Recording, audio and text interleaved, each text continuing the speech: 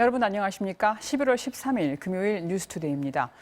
윤석열 검찰총장의 장모가 투자한 요양병원에서 불법으로 나랏돈을 23억 원 받았는데 남들 다 처벌받을 때 장모가 혼자 빠져나온 의혹으로 어제 검찰에 소환됐습니다. 소환은커녕 전화통화만 하고 무혐의로 끝낸 5년 전 수사와는 다른데요. 장모가 엮여있는 사건들이 몇 개 더 있어서 다시 소환될 가능성이 큽니다. 윤수환 기자의 보도입니다. 윤석열 검찰총장의 장모 최모 씨가 10시간 넘게 검찰 조사를 받고 어젯밤 취재진을 피해 귀가했습니다. 최 씨는 지난 2012년 2억 원을 투자해 한 요양병원을 공동 설립했는데 이 요양병원은 지난 2015년 요양급여 23억 원을 불법으로 타낸 사실이 적발됐습니다. 당시 병원 운영자 부부와 공동이사장 구 씨 등 3명이 모두 재판을 받고 징역형을 받았지만 공동이사장이었던 최 씨만 동업자와 썼다는 책임 면제각서를 앞세워 처벌을 피했습니다. 특히 2억 원만 투자했을 뿐 병원 운영에 관여하지 않았다는 최 씨 주장과 달리 최 씨가 자기 건물을 담보로 이 병원에 약 20억 원을 대출해준 사실이 최근 MBC 취재 결과 드러난 상황입니다. 최 씨는 검찰 조사에서 병원 경영에 관여하지 않아 책임이 없다며 당시 조직에서 좌천된 윤 총장도 이 사건 수사와 무관했다는 기존 입장을 거듭 강조한 것으로 전해졌습니다. 장모님에 관련된 사건들이 이렇게 있거나 의혹이 제기되거나 이랬을 때 그러니까 본인이 인지하고 계십니까? 전혀 모르고 결혼할 때 장모한테 그런 얘기를 했습니다. 사위가 검사고. 최 씨는 요양병원 불법 수급 의혹 외에도 소송 사기와 도이치모터스 주가 조작 의혹 등 검찰이 수사 중인 다른 사건에도 연루돼 있어 앞으로 검찰의 추가 조사가 불가피할 것으로 보입니다. MBC 뉴스 윤수환입니다. 오늘부터 식당이나 카페, 또 버스나 지하철, 마트 같은 사람들이 많이 이용하는 곳에서 마스크를 안 쓰면 10만 원까지 과태료를 물어야 합니다. 수영장이나 사우나에서도 물 밖으로 나오면 마스크를 써야 합니다. 또 등산이나 산책할 때도 조심해야 하는데요. 어디서 꼭 써야 하는지 박진주 기자가 전하겠습니다.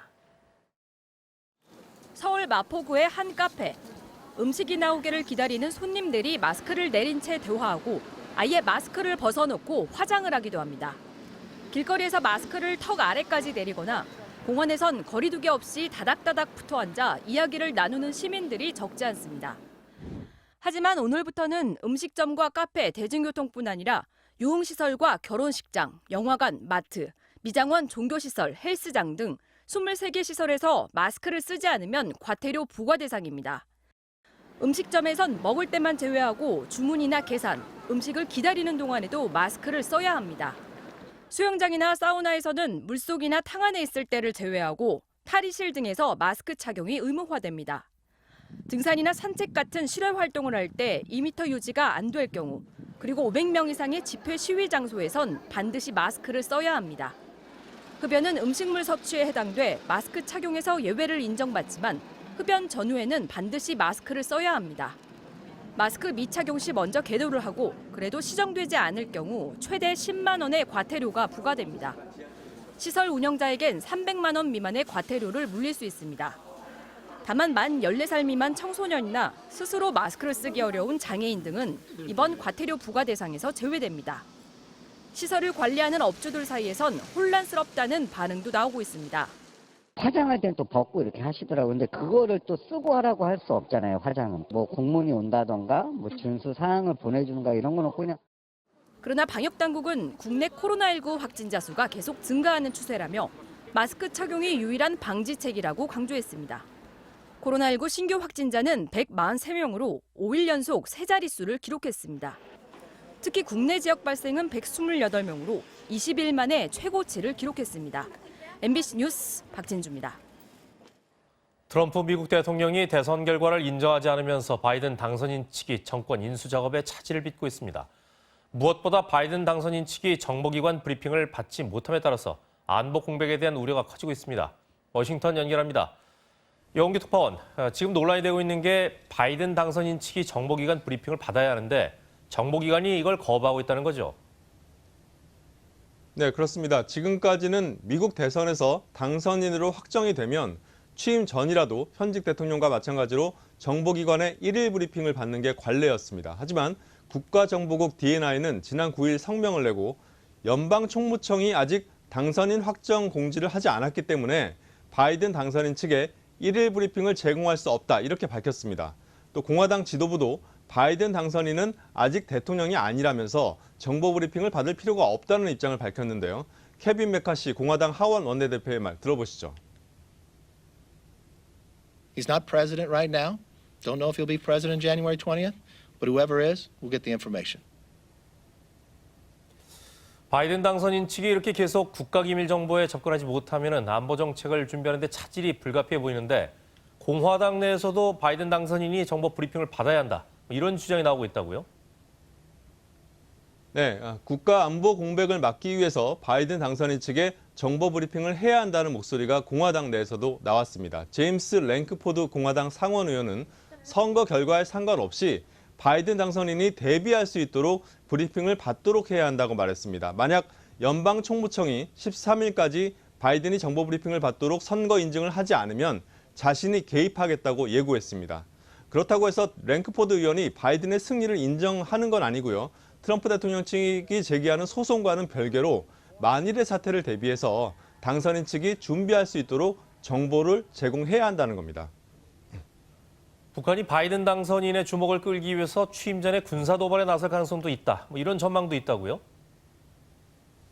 네, 부시 행정부에서 국무부 부차관보를 지낸 에번스 리비어 브루킹스 선임 연구원은 앞으로 몇 주 안에 북한이 핵실험이나 장거리 탄도미사일 시험을 할 수도 있다면서 이는 차기 대통령에게 강력한 메시지를 보내려는 것이라고 말했습니다.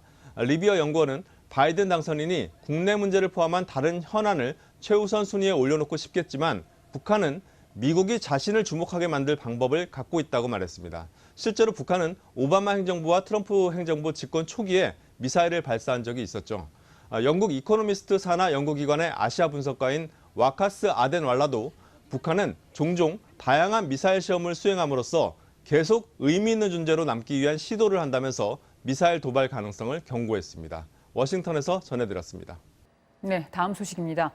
올해 일하다 숨진 택배 노동자가 최소 10명입니다. 이렇게 많은 생명이 희생돼야만 뭔가가 바뀌는 걸까요? 정부가 택배 노동자들이 하루에 일할 수 있는 최대 작업 시간을 정하고 특히 심야 배송을 제한하기로 했습니다. 하지만 근본적인 문제는 물가가 오를 때 혼자 역주행하는 택배 요금인데 이건 손도 못 댔습니다. 김하연 기자가 취재했습니다. 올해 장시간 노동에 시달리다 숨진 것으로 추정되는 택배 노동자들은 모두 10명. 이들 중 9명은 과로사의 대표적인 원인인 심혈관 질환으로 숨진 것으로 밝혀졌습니다. 이를 막기 위해 정부는 택배사별로 상황에 맞게 하루 최대 작업 시간을 정하도록 하겠다고 밝혔습니다. 낮에 일하는 택배 노동자는 밤 10시 이후에 심야 배송을 제한하도록 권고합니다. 밤 10시가 넘어가면 업무용 앱을 차단하고 고객에게 배송이 지연된다는 양해 문자를 보내는 방안이 추진됩니다. 또 토요 휴무제 등 주 5일 근무제를 도입해 휴식 시간을 갖도록 할 방침입니다.